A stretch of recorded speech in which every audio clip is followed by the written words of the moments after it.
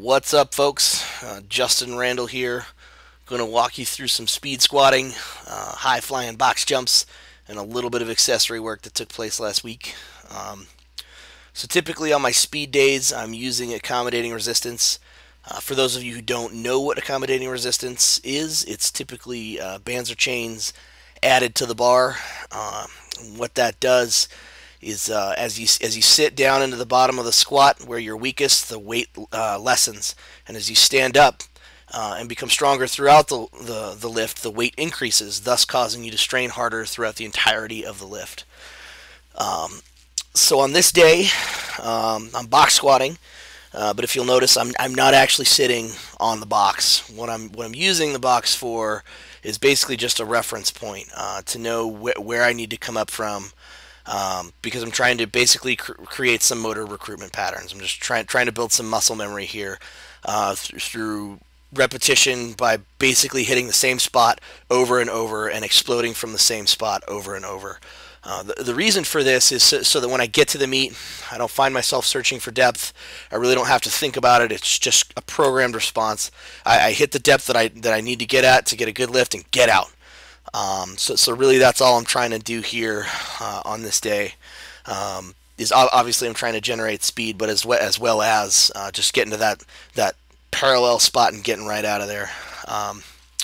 So anyway, this day felt really good for me. It's the first day that I was able to really do any speed squatting, as it's been harder for me to do that with any kind of weight.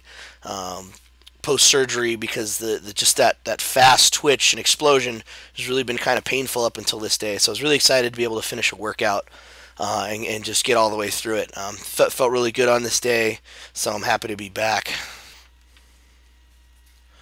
So these are just some box jumps. I typically do these from the seated position, about as low as you would.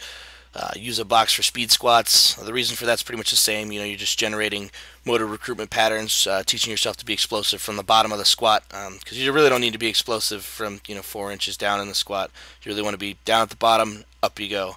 The reason that I rock is to generate a little bit of forward momentum. If I sat on the box and tried to jump on the box without rocking, it's near impossible. You can try it if you want, but so I typically don't try to work up and hit any box jump PRs anymore. I do, however, try to work towards my old PRs and try to keep those up. Mark Bell once told me, Justin, he says, don't lose your jump. Keep your jump up. And the reason he told me that is because Louis Simmons in an interview once said that if your jump's getting lower, you're getting slower, which is completely true. You're really just teaching yourself to be consistent in exploding at whatever body weight and generating just as much speed and force every time you jump. So this is a 51-inch box jump. This is about an inch lower than my current PR, but I just decided to call it for the day and move on. And here's some glute ham raises. Typically do these in the range of 10 to 15 reps, 3 to 4 sets, as I do with most of my accessory work. If you don't have a glute ham raise, I recommend you work your hamstrings in whichever machine you can find at your local Globo gym. The back side of your body should look bigger than the front side of your body if you're a powerlifter or if you're a strength athlete. So that being said, you want to work all of your back, your hamstrings, your glutes, calves, all that stuff should just be massive. This is a reverse hyper. Typically I use this to traction my back out after deadlifting. On this day you'll notice I'm trying to slow down the pendulum in the middle there and really squeeze my glutes to bring it back up.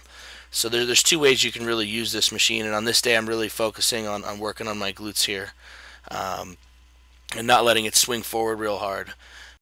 But I really hope you guys enjoyed the video. Thanks for watching, and that's all, fatties.